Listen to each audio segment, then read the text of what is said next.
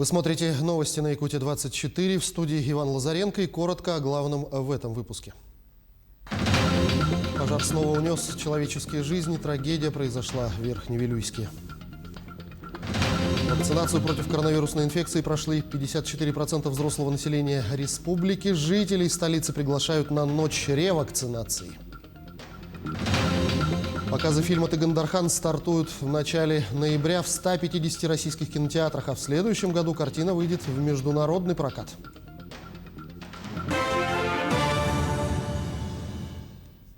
Прокуратура Верхневилюйского района проводит проверку по факту произошедшего сегодня пожара в одной из квартир деревянного двухэтажного 16-квартирного дома, расположенного в селе Верхневилюйск.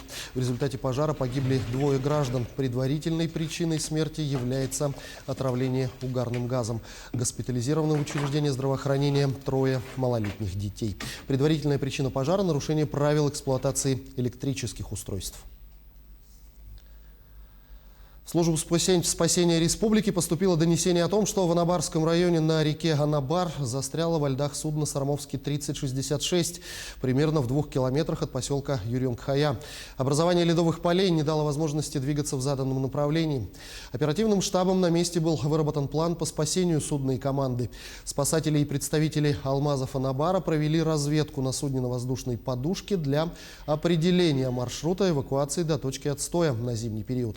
Совместными усилиями всех заинтересованных ведомств был произведен большой объем работ по вызволению из ледового плена судна, и оно благополучно встало в пункте отстоя для зимовки. Обмен опытом и знаниями между ведущим онкоцентром страны и якутским диспансером. Делегация Московской клиники имени Блохина всю неделю работала в республиканской столице.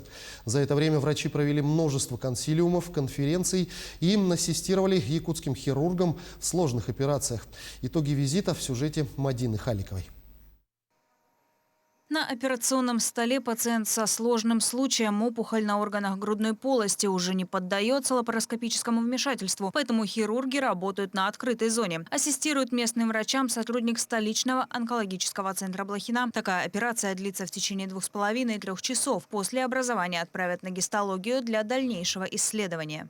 Мы видим очень хорошее оснащение операционных. Это современные лампы, современные лапароскопические стойки, также современное инструментарий, оборудование для выполнения открытых операций.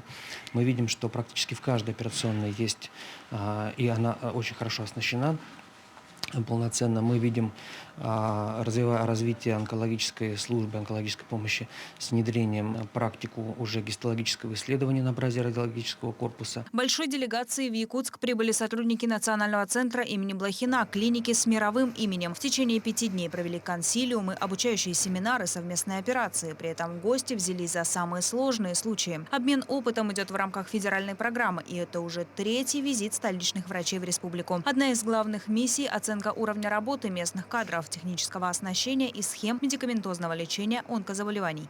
Путем анализа и оценки выводов предпринимать последующие шаги по методическому сопровождению, по конкретным советам, по конкретным мероприятиям, реализации мероприятий, направленных на улучшение качества и доступности помощи, онкологической помощи жителям республики. Мы видим действительно явную положительную динамику, мы видим решение конкретных задач, которые мы называли еще год или 2 года назад проблемными, но совершенству нет предела. Сотрудники центра Блохина обошли онкодиспансер, осмотрели оборудование, технологическое оснащение республиканского медучреждения. Также посетили радиологический корпус. В Якутске сейчас строится современный онкоцентр, который сможет принять еще больше пациентов, значительно повысить уровень оказания помощи, в нем развернут новое отделение. Для работы в них необходимы квалифицированные кадры как первичного звена, так и врачей. Вообще работа ведется планомерно уже на протяжении последних лет и по подготовке кадров, и по оснащению. В настоящий момент, конечно, решается проблема совместно с Министерством здравоохранения. Ежегодно у нас расписана дорожная карта, скажем так, по подготовке квалифицированных кадров в Северо-Восточном нашем университете, мединституте. Целевые ординатуры. Ежегодно проводится плановое обучение специалистов. Для работы в новом онкоцентре требуется еще около 90 врачей. К окончанию строительства диспансера, отмечает главврач, планируют полностью укомплектовать весь необходимый штат. Федеральные гости, в свою очередь, готовы принять якутских специалистов на практику и обучение, так как площадка национального центра позволяет подготовить медперсонал в целевой ординатуре. Мадина Халикова, Джулустан Иннокентьев, Якутск. Вакцинацию против коронавирусной инфекции прошли 54% взрослого населения республики. Об этом сообщила замруководителя регионального оперштаба Ольга Балабкина. Она также подчеркнула, что следует обратить внимание на усиление прививочной кампании против гриппа.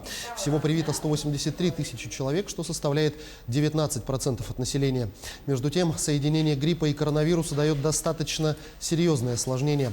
Необходимо в обязательном порядке вакцинировать против гриппа детей и самим тоже привиться, чтобы избежать осложнений при возможном заражении, отметила замруководителя оперштаба. Тем временем в Якутске пройдет ночь ревакцинации. Любой житель Якутска может получить вакцину от COVID-19 без записи и прикрепления, сообщили в Мининновации Республики. Акция «Ночь ревакцинации» пройдет 30 и 31 октября с 18 до 23 часов в здании Государственного цирка по адресу улица Пояркова, 22, главный вход. С собой необходимо иметь паспорт, СНИЛС и медицинский полис.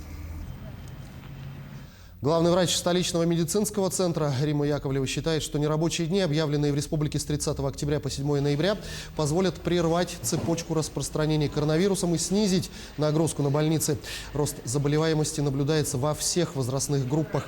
Большое количество заболевших беременных женщин, детей и пожилых людей. На сегодня мы не достигли коллективного иммунитета. Главная задача введения этих нерабочих дней – предотвратить дальнейшее распространение ковида в местах массового скопления людей и прервать цепочку распространения вируса, подчеркнула главврач. Между тем, в эти выходные дни с 30 октября по 7 ноября сводная группа оперштаба Якутска усилит рейды по проверке объектов торговли, общепита, культурно-досуговых заведений, общественного транспорта. Проверками будут охвачены все объекты общественного питания, торговли и оказания услуг, сообщил председатель административной комиссии Феликс Антонов. Он уточнил, что сотрудники полиции будут участвовать в рейдах по проверке ночных развлекательных заведений. Суд может оштрафовать нарушителя на сумму от 30 до 300 тысяч рублей. За повторное нарушение штраф составит от 500 тысяч до 1 миллиона. Напомним, в период нерабочих дней прекращают деятельность все организации и индивидуальные предприниматели, кроме больниц, аптек, промышленных предприятий, обеспечивающих медицинским кислородом медицинские организации, организации торговли продуктами питания, товарами первой необходимости, а также гостиницы, хостелы и организации жизнеобеспечения и непрерывно действующие организации.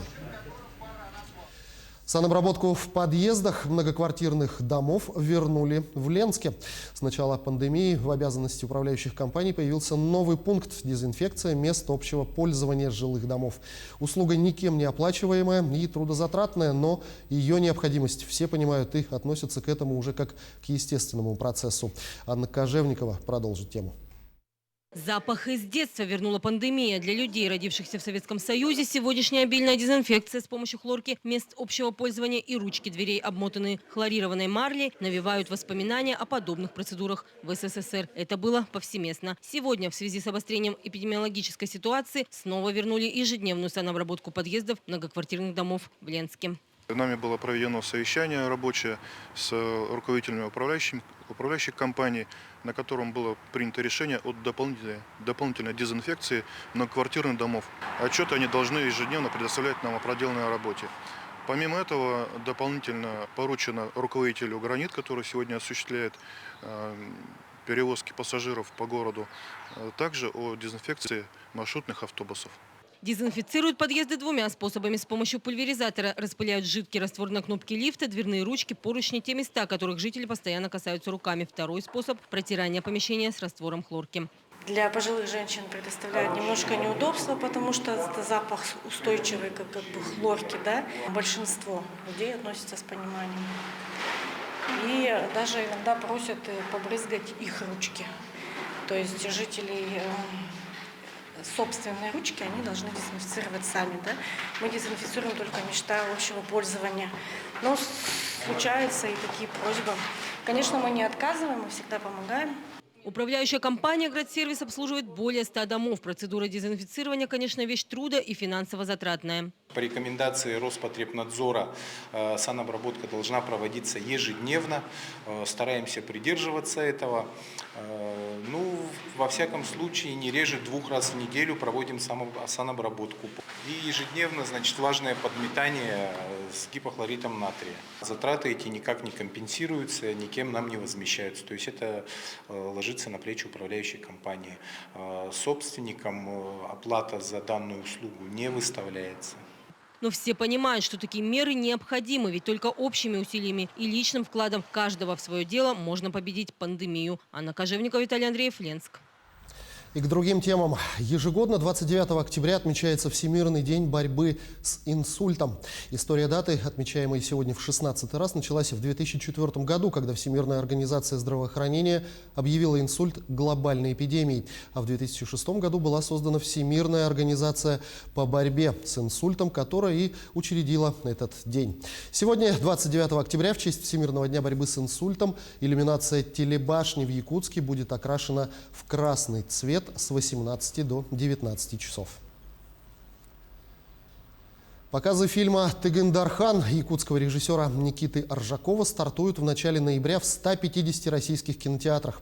Киноленту увидят в Крыму, на Урале и в Сибири, в Башкортостане, Мурманской, Архангельской, Саратовской областях, на Дальнем Востоке, на Кавказе и в Карелии, в южных и центральных регионах страны, а также в Москве. Старт проката будет посвящен Дню народного единства, а также предстоящему столетию Якутской АССР и 390-летию вхождения Якутии в состав России. Планируется, что в 2022 году картина выйдет в международный прокат в Индии, Китае, США, Великобритании, Канаде и Южной Корее. И о погоде. Синоптики прогнозируют температуру выше нормы в ноябре в Якутии. По прогнозам синоптиков, в центральной Якутии 20-градусные морозы установятся в десятых числах ноября. Ранее Якутское управление гидрометеорологии и мониторинга окружающей среды сообщало, что температурная аномалия в октябре повторилась в центральных районах Якутии спустя 50 лет.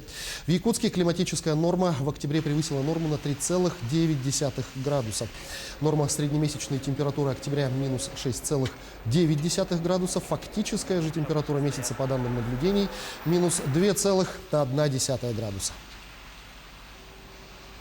К этому часу пока все. Мы продолжим следить за развитием событий. Оставайтесь на нашем канале.